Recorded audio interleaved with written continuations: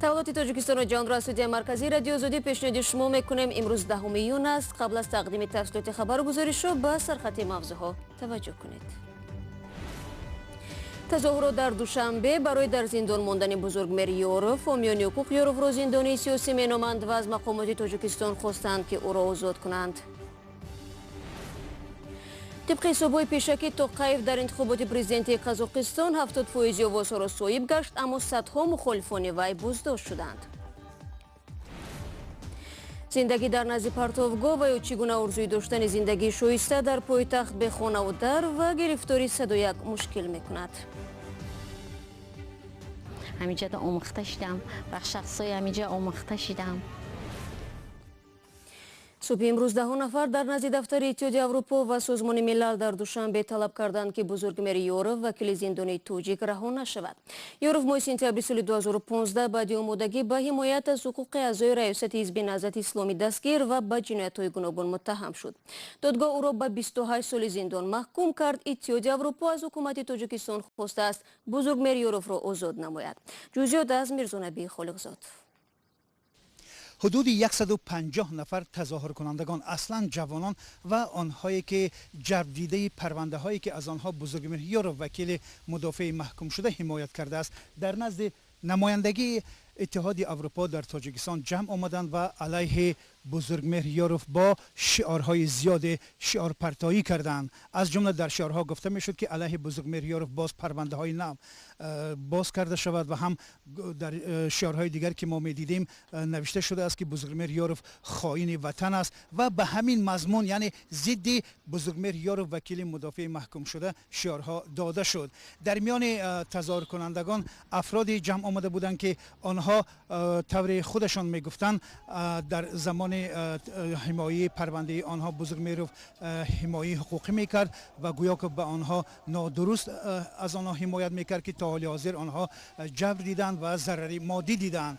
اما تا حال حاضر معلوم نیست که نمایندگان اتحاد اروپا با آنها روبرو صحبت کرد و به سوالای آنها پاسخ دادن تا حال حاضر برای ما روشن نیست. همزمان این گروه تظاهر کنندگان در نزد نمایندگی سازمان ملل نیز جمع آمده بودند. ولی سبب اصلی جمع آمدن غیر منتظره این تظاهر کنندگان این است که روز جمعه در نشست مشترک هیئت تاجیکستان و اتحاد اروپا جانب اتحاد اروپا مسئله آزادی بزرگمهر یارو را از محبس تاجیکستان تاکید کرده بودند و قبلا از این نمایندگی سازمان ملل نیز در یک گزارش خود مسئله آزادی بزرگمهر یارو را از محبس در میان گذاشته بودند. این را هم باید گفت که چنین یعنی که به این شیوه تظاهرها و همایش ها در نزد نمایندگی اتحاد اروپا کورپوس های دیپلماتی بار اول نیست. قبلا بر ضد حزب نهضت اسلامی تاجیکستان در نزد دفتر سازمان ملل متحد، در نزد سفارتخانه آلمان، در نزد سفارتخانه جمهوری اسلامی ایران در دوشنبه نیز به همین مانند تظاهرها تشکیل داده شده بود.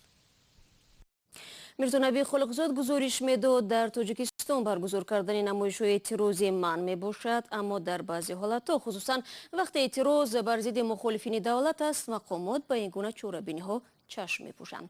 то замони нашри ин гузориш назари вазорати корҳои дохилии Тоҷикистон дар робита ба ин эътироз ба радиои Озодӣ дастрас нашуд. рӯ меорам ба мавзӯи дигар. дар Қазоқистон натиҷаҳои пешакии интихоботи президентӣ эълон шуд, ки дар он Қосимҷомарт Тоқаев овозҳои бештарро касб кардааст, вале сокинони зиёди ин кишвар мухолифи пирӯзии Тоқаев ҳастанд. хиромон бақозода мавзӯро идома медиҳад. иҷрокунандаи вазифаи президенти Қазоқистон Қосимҷомарт Тоқаев, ки аз ҷониби президенти худкомаи пешин Нурсултон Назарбоев моҳи март ҷойгузини ин мақом шуд, дар интихоботи рӯзи якшанбе баранда эълон шудааст. натиҷаҳои муқаддамотии интихоботи президентии Қазоқистон рӯзи 10 июн аз ҷониби комиссиони марказии интихоботҳо эълон шуд ва бар асоси он Тоқаев беш аз 70% овозҳоро ба худ ихтисос додааст.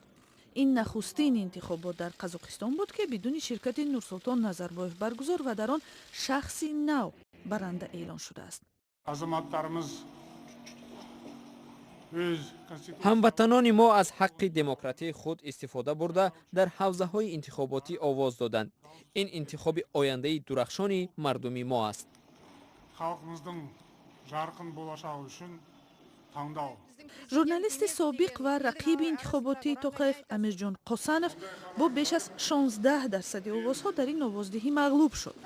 зимни суҳбат бо хабарнигорон Қосанов мағлубияти худ дар ин интихоботро эътироф кард ва гуфт ки агар ба гуфтааш як оппозитсияи муттаҳид ва ҳизби калонтари сиёсӣ бо таҷрибаи бештар вуҷуд медошт, ӯ натиҷаҳои беҳтар ба даст меовард. Тоқаев амалан моҳи март сари қудрат омад.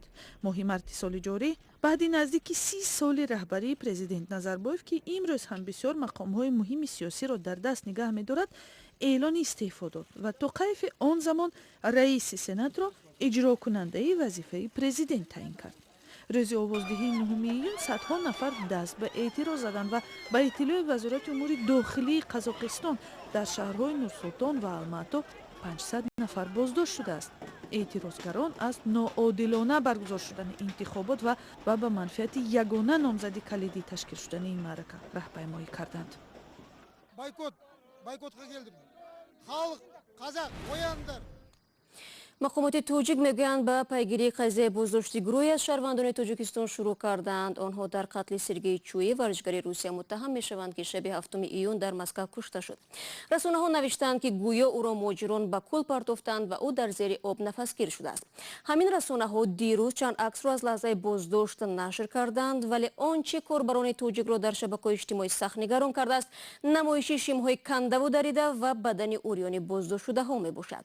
ин афрод аз 24 то 29 сол доранд. шумо барномаи хабари радиои Озодиро тамошо доред. солона садҳо сокини деҳот дар пайи зиндагии арзанда ба пойтахт кӯч мебанданд, аммо орзуи рӯзгори осуда ба осонӣ даст намедиҳад. танҳо бахши каме аз муҳоҷирони дохилӣ дар хонаи пайвандони шаҳрнишини худ ҷой пайдо мекунанд. дигарон бояд дар як вақт ҳам барои рӯзгузаронӣ, ҳам барои пардохти иҷора ва хароҷоти дигар пул ёбанд. Шаълои Абдулло дар мисоли чанд чунин хонавода ин мавзӯъро дар гузорише таҳлил кард. ин вагони чӯбин 11 сол боз макони зисти Гулсара Муродова шудааст. ӯ соли 2008 баъди ҷудо шудан аз шавҳар бо 2 фарзанд барои зиндагии беҳтар аз ноҳияи ҳамадонӣ ба Душанбе омад. падар модарам дар ҳаёт набуданд. дар хонаи акам зиндагӣ мекардам. шароити акам вазбин буд. омадим мамироҳро гирифтем ки кор кунам то пули ём фарзандма тарбия кунам. ӯ расман дар қади Душанбе нест. манзили зисти ӯ назди партовгоҳи як маҳалла қарор дорад ки сокинони баландошонаҳои гирду атроф аз он истифода мебаранд. дар берун ҳоҷатхона ва як ҳамоми нимсохта ҳам ҳаст. ҳар сол мара проверка мекунам. ҳар сол мара муҳлат медиҳанд. локи ман боз ба сари хам мегӯям ки хотири ами фарзандам як рӯз не як рӯз мо ин замина холӣ мекунам. ами сухано қати ҳамун шахсҳо мара мефаҳмиданд, мерафтанд. агарчи Гулсара оддитарин шароит барои зистро надорад, намехоҳад ки дигар ба деҳа баргардад.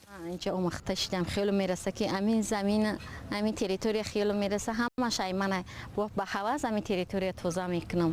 ҳамиҷада омӯхта шидам. ба шахсои ҳамиҷа омӯхта шидам. мисли Гулсара дар чунин шароити сахт садҳо муҳоҷири дохилӣ зиндагӣ мекунанд. онҳо аз рӯи тангдастӣ ва ё мушкилоти дигар рӯ ба пойтахт оварданд. бунафша назарова барои табобати 2 кӯдаки маълулаш аз шаҳри Кӯлоб ба пойтахт омад. خیلی تبابت کم بهبودی دیدم در طلاب خیلی چیو نیستیم اساسنوی نفت. ҷомеашиносон мегӯянд муҳоҷирати дохилӣ дар тоҷикистон қаблан ҳам вуҷуд дошт, аммо солҳои охир ин раванд тағйир ёфтааст. مثلا چه خیل فرض کردیم حالا مهاجرت مهنتی بیشتر در داخل از جانب کیها می شود؟ از جانب آنهایی که در منطقه ها دستگیری نمی‌یابند، در منطقه ها مثال کار خوب نمی‌یابند، کار درست نمی‌یابند، یا که از جانب مقامات محلی دستگیری نمی‌یابند. به همین خاطر هم بیشتر به پایتخت کشورمان به دوشنبه ادامه دارد. аз 1 миллион бештари аҳолии шаҳри Душанбе танҳо наздик ба 800 ҳазори онҳо расман сабти ном шуданд. боқӣ монда ки тақрибан ҳамин қадар ҳастанд муҳоҷирони дохилӣ ё сокинони дигар манотиқи кишваранд ки барои рӯзгори беҳтар ба ин ҷо омаданд. ба Душанбе омадани ман ин орзуи кӯдакии худам буд, чунки дар муҳите ба дунё омадам ки ҳама боғпарвар буданд бобоам падару модарам онҳо мехостанд ки ман дар ҳамон муҳит ба воя расида зиндагиамро аз ҳамон ҳисоби боғу рамаву дигару дигар пеш барам, вале ман хостам ки як дунёи худро созам. Ба Душанбе омадам ва таҳсил кардам дар ихтисоси журналистика ва баъдан ба кор шурӯъ карда ва имрӯз соҳиби ҷойи кор ҳастам. ман ба Душанбе барои духтар ва модарам омадам. духтарам бояд дар мактаби хуб таҳсил мекард. барои модарам шароити деҳот сахт буд. ҳангоми сардӣ маҷбур будем ки захираи зимистона ҷамъоварӣ кунем. инҷо обу барқ ҳамеша ҳаст. Условия в районе не позволяли, например, зимой это нужно было топить печку. бунафша қаҳрамони ин гузориш ҳам умед дорад омаданаш ба Душанбе сабаби ояндаи хуби кӯдаконаш мегардад. ба монанди қаҳрамонҳои шалои Абдулло дар Тоҷикистон афроди зиёде ҳастанд ки ба дастиёрӣ муҳтоҷанд. дар ин байн нафарон ёфт мешаванд ки дар иқдомҳои барои кӯмак ба ниёзмандон ширкат мекунанд. ба мисли Фирӯза Ҳафизова, узхони шинохтаи тоҷик, ки бо мақсади анҷоми корҳои хайр аз саҳифаи инстаграмаш ба таври фаровон истифода мебарад.